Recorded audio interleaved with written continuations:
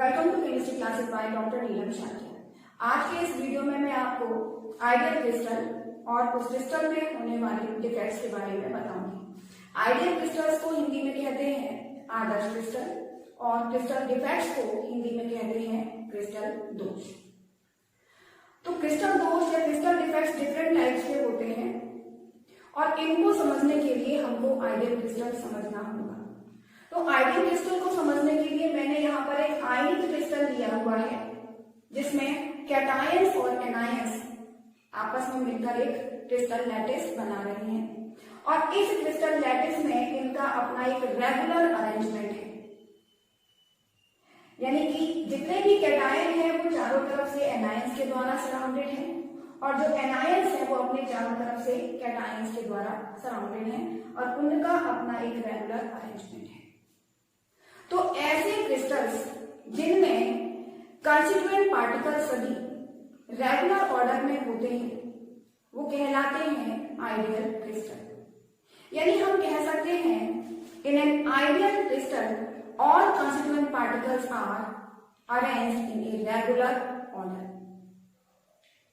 अब जो ideal crystal बना है, इस आइडियल क्रिस्टल में जो भी एटम्स या आयंस, यहां मैंने आयनिक लिया है क्रिस्टल, लेकिन नॉन आयनिक भी हो सकता है।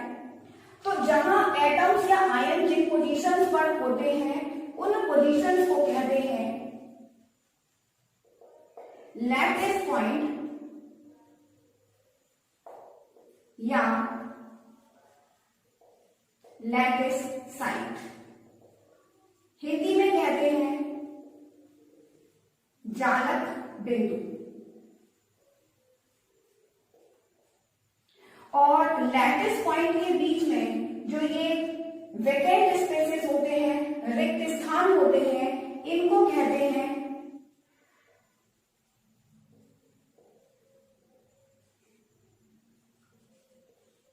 इंटरस्टिशियल स्पेसेस और हिंदी में कहते हैं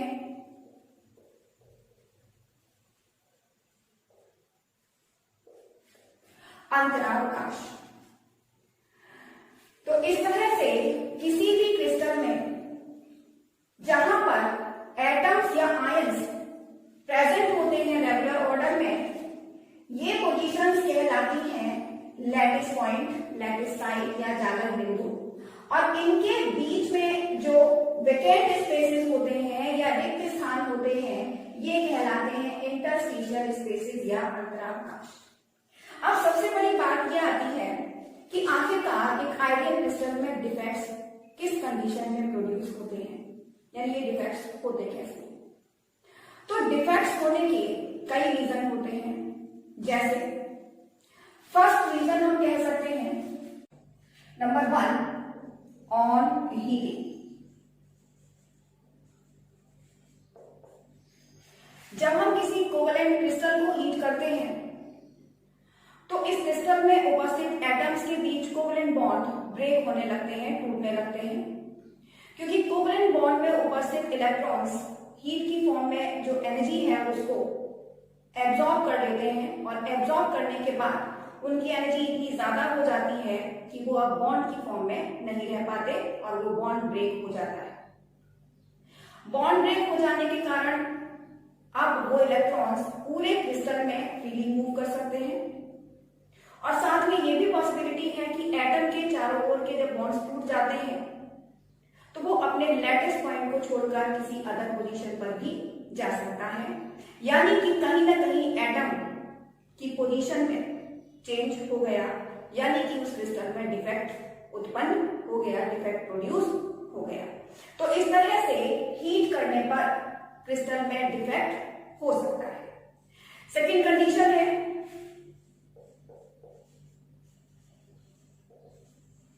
प्रेसिपिटेशन।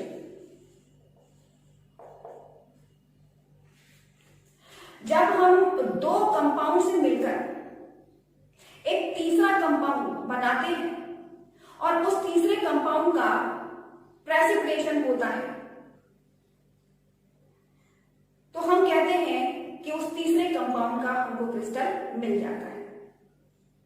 लेकिन अगर ये प्रेसिपिटेशन स्लोली हुआ है, बहुत धीमी गति से हुआ है, तब तो पॉसिबिलिटी है कि उसमें जितने भी कंस्टिट्यूएंट पार्टिकल्स हैं वो अपनी पोजीशंस पर आ जाएं, लेकिन जनरली ऐसा नहीं होता। कहीं ना कहीं कुछ ना कुछ कमी रह जाती है और जो कंस्टिट्यूएंट पार्टिकल्स हैं वो अपनी उस रेगुलर पोजीशन पर नहीं पहुंच पाते हैं जिस पर होना चाहिए। क्योंकि प्रेसिपिटेशन जब करते हैं तो जो सावधानियां हमको बरतनी चाहिए उतनी सावधानियां नहीं बरत पाते, कभी प्रेसिपिटेशन रैपिडली हो जाता है और उस कंडीशन में जो भी पार्टिकल्स हैं वो अपनी पोजीशन में रेगुलरली अरेंज नहीं हो पाते और उस कंडीशन में डिफेक्ट प्रोड्यूस हो जाता है। तो इस तरह से क्रिस्टलाइजेशन के टाइम भी डिफेक्ट प्रोड्यूस हो सकते हैं। थर्ड कंडीशन है प्रेजेंस ऑफ इम्प्योरिटी, यानी जब हम किसी कंपाउंड का प्रेसिपिटेशन कर रहे हैं लेकिन उसमें कोई इम्प्योरिटी प्रेजेंट है तो क्या होगा, प्रेसिपिटेशन में कंस्टिट्यूएंट पार्टिकल्स के साथ में हो सकता है कि किसी जगह पर उस इम्प्योरिटी का एटम भी आ जाए। तो जहां कंस्टिट्यूएंट पार्टिकल्स का एक रेगुलर अरेंजमेंट था उनके बीच में क्या आ गया, इम्प्योरिटी का एटम आ गया, यानी कि वहां पर भी पार्टिकल का जो निश्चित अरेंजमेंट था वहां इरेगुलरिटी आ गई, यानी कि डिफेक्ट प्रोड्यूस हो गया। और इसी तरह से फोर्थ कंडीशन हो सकती है स्ट्रेस,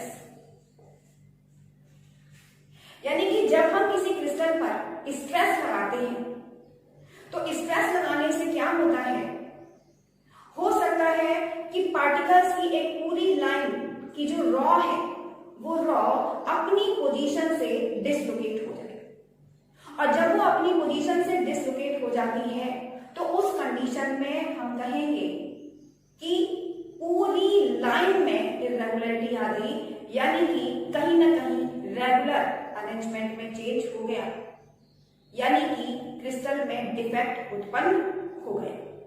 तो इस तरह से हमने देखा कि किसी भी आइडियल क्रिस्टल में डिफेक्ट होने के मुख्य 4 रीजंस हो सकते हैं।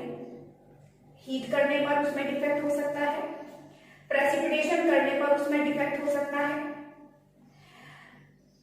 प्रेसिपिटेशन के टाइम पर अगर उसमें कोई इम्प्योरिटी है तो वो इम्प्योरिटी कहीं ना कहीं कंस्टिट्यूएंट पार्टिकल्स की जगह आ जाती है, तब डिफेक्ट हो जाता है, और क्रिस्टल पर स्ट्रेस डालने पर भी डिफेक्ट हो जाता है। तो इन्हीं सब कंडीशंस के आधार पर क्रिस्टल डिफेक्ट्स को कई पार्ट्स में डिवाइड किया गया है। जो क्रिस्टल डिफेक्ट है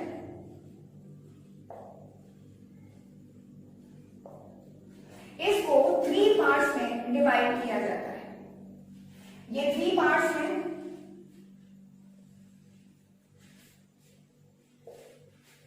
number 1 electronic defect, number 2 atomic defect, और इसी को पॉइंट डिफेक्ट भी कहते हैं। और थर्ड डिफेक्ट होता है लाइन डिफेक्ट। अब सबसे पहले हम बात करते हैं इलेक्ट्रॉनिक डिफेक्ट की। तो इलेक्ट्रॉनिक डिफेक्ट पाए जाते हैं कोवेलेंट क्रिस्टल्स में, और कोवेलेंट क्रिस्टल्स में एटम्स के बीच होते हैं covalent bond. Absolute zero temperature यानी कि -273 डिग्री सेंटीग्रेड टेम्परेचर पर जो कोवेलेंट बॉन्ड्स एटम्स के बीच हैं उनके इलेक्ट्रॉन्स लोएस्ट एनर्जी लेवल में होते हैं। लेकिन जब क्रिस्टल को हीट किया जाता है तो ये कोवेलेंट बॉन्ड्स के इलेक्ट्रॉन्स हीट की फॉर्म में एनर्जी को एब्जॉर्ब करके लोएस्ट एनर्जी लेवल से हायर एनर्जी लेवल में ट्रांजिशन कर जाते हैं और तब उनकी एनर्जी इतनी ज्यादा हो जाती है कि वो बॉन्ड में नहीं बन पाते, यानी उस कंडीशन में बॉन्ड ब्रेक हो जाता है और वो इलेक्ट्रॉन्स फ्री हो जाते हैं। और जब बॉन्ड ब्रेक हो जाएगा, इलेक्ट्रॉन्स फ्री हो जाएगा, तो वो इलेक्ट्रॉन्स उस कंडीशन में अब पूरे क्रिस्टल में मूवमेंट करने के लिए फ्री रहते हैं। अब क्योंकि बॉन्ड ब्रेकिंग हो गई और इलेक्ट्रॉन्स पूरे क्रिस्टल में मूव करने के लिए फ्री हो गए हैं, तो इस तरीके से जो रेगुलरिटी उस क्रिस्टल में, कोवेलेंट क्रिस्टल में थी, अब वो नहीं रही, कहीं ना कहीं उसमें एक डिफेक्ट प्रोड्यूस हो गया बॉन्ड ब्रेकिंग से। तो इसी टाइप का डिफेक्ट कहलाता है इलेक्ट्रॉनिक डिफेक्ट। नेक्स्ट डिफेक्ट की हम बात करते हैं एटॉमिक डिफेक्ट या पॉइंट डिफेक्ट। तो एटॉमिक डिफेक्ट या पॉइंट डिफेक्ट कब होता है कि जब किसी क्रिस्टल में कोई एटम या आयन अपनी पोजीशन से हट जाए या क्रिस्टल से बाहर निकल जाए, या कोई आउटर एटम यानी बाहर से कोई एटम या आयन उस क्रिस्टल के अंदर आ जाए। तो इन सभी कंडीशंस में जो भी कंस्टिट्यूएंट पार्टिकल्स का या एटम्स का या आयंस का जो भी उस क्रिस्टल में रेगुलर अरेंजमेंट था, उसमें इरेगुलरिटी आ जाती है। कभी जो एटम है वो बीच की पोजीशन से गायब हो गया, कभी वहां पर एक्स्ट्रा एटम आ गया या आयन आ गया, तो हम कहेंगे कि वहां पर कौन सा डिफेक्ट प्रोड्यूस हो गया, एटॉमिक डिफेक्ट या पॉइंट डिफेक्ट। अब हम बात करते हैं थर्ड, लाइन डिफेक्ट। तो लाइन डिफेक्ट कब होता है कि जब हम किसी भी क्रिस्टल पर स्ट्रेस डालते हैं, जब हम स्ट्रेस डालते हैं तो उसमें जो पार्टिकल्स हैं जो लाइन में एक रेगुलर ऑर्डर में लगे हुए हैं, तो जो पार्टिकल की जो एक रॉ बनती है कंस्टिट्यूएंट पार्टिकल्स की, वो रॉ जो है वो अपनी पोजीशन से डिसलोकेट हो जाती है, यानी पूरी एक लाइन की जो रॉ है वो डिसलोकेट हो जाएगी अपनी पोजीशन से। तो उस कंडीशन में जो डिफेक्ट प्रोड्यूस होता है वो कहलाता है लाइन डिफेक्ट। अब आपको ये तीनों टाइप के डिफेक्ट्स समझ में आ गए होंगे। अब हम फिर वापस आते हैं एटॉमिक डिफेक्ट पर। जो एटॉमिक डिफेक्ट है इसे फिर से डिवाइड किया जाता है 3 पार्ट्स में। ये 3 पार्ट्स कौन कौन से हैं? फर्स्ट पार्ट है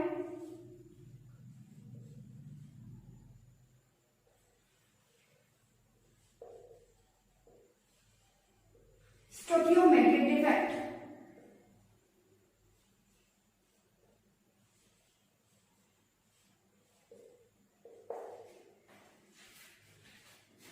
सेकेंड है non stoichiometric defect,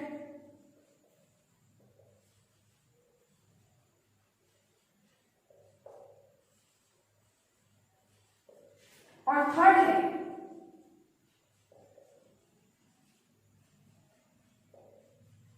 impurity defect. स्टोकियोमेट्रिक defect वो डिफेक्ट होता है जिसमें क्रिस्टल की स्टोकियोमेट्रिक बनी रहती है, यानी कि उसमें जो भी एटम्स या आयंस जिस रेशियो में है, डिफेक्ट होने के बाद भी उसका वही रेशियो रहता है और उसके मॉलिक्यूलर फॉर्मूला में डिफेक्ट होने के बाद कोई चेंज नहीं होता। तो ऐसे डिफेक्ट्स कहलाते हैं स्टोकियोमेट्रिक डिफेक्ट, यानी कि डिफेक्ट होने के बाद भी जो क्रिस्टल है उसकी स्टोकियोमेट्री बनी रहती है। Second, non stoichiometric defect. तो नॉन स्टोकियोमेट्रिक डिफेक्ट में क्रिस्टल में डिफेक्ट हो जाने के बाद स्टोकियोमेट्री उसकी चेंज हो जाती है, यानी कि उसका जो फॉर्मूला है वो चेंज हो जाता है। क्यों? क्योंकि उसमें अगर हम मान लें कि 2 आयन है तो उन आयन रेशियो में चेंज हो जाएगा। यानी डिफेक्ट से पहले उन दोनों आयंस के बीच रेशियो अलग था और डिफेक्ट के बाद वो आयनिक रेशियो चेंज हो जाएगा। तो ये हो गया नॉन स्टोइकियोमेट्रिक डिफेक्ट। इसके बाद इम्प्योरिटी डिफेक्ट। तो मैंने आपको शुरुआत में बताया था कि एक प्योर क्रिस्टल है और उसमें किसी और एलिमेंट के पार्टिकल्स अगर बीच में आ जाते हैं इम्प्योरिटी की फॉर्म में, तो वहां पर होता है इम्प्योरिटी डिफेक्ट। तो इस तरीके से हमने इसको भी 3 पार्ट्स में डिवाइड कर दिया। अब बात करते हैं हम स्टोइकियोमेट्रिक डिफेक्ट की। तो जो स्टोइकियोमेट्रिक डिफेक्ट है इसको फिर से 4 पार्ट्स में डिवाइड किया गया है। नंबर फर्स्ट होता है वैकेंसी डिफेक्ट। सेकेंड होता है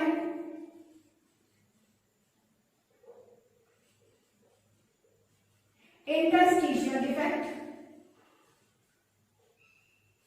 थर्ड होता है स्कॉटकी डिफेक्ट और फोर्थ होता है फ्रैंकल डिफेक्ट।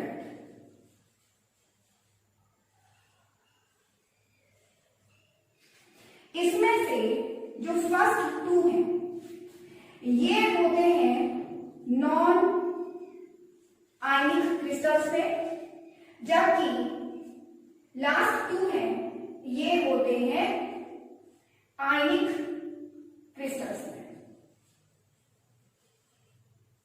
तो इस तरह से स्टोइकियोमेट्रिक डिफेक्ट को फिर से 4 पार्ट्स में डिवाइड किया गया है।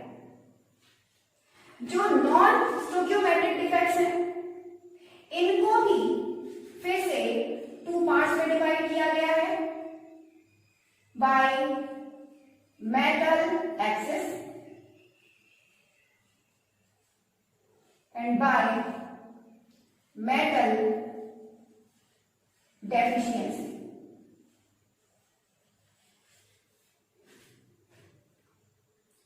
और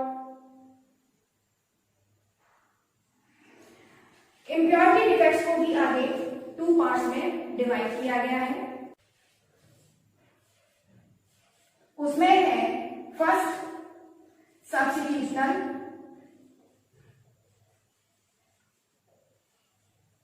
और सेकंड है एडिशनल डिफेक्ट।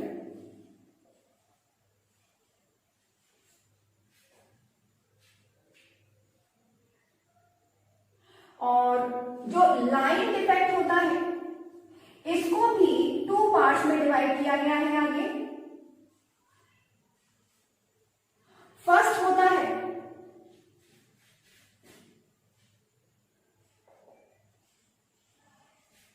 एज डिफेक्ट और सेकेंड होता है स्क्रू डिफेक्ट। तो ये जो डिफेक्ट्स मैंने आपको बताए हैं इन डिफेक्ट्स के बारे में डिटेल में मैं आपको आगे के वीडियोस में बताऊंगी। आज बस इतना ही।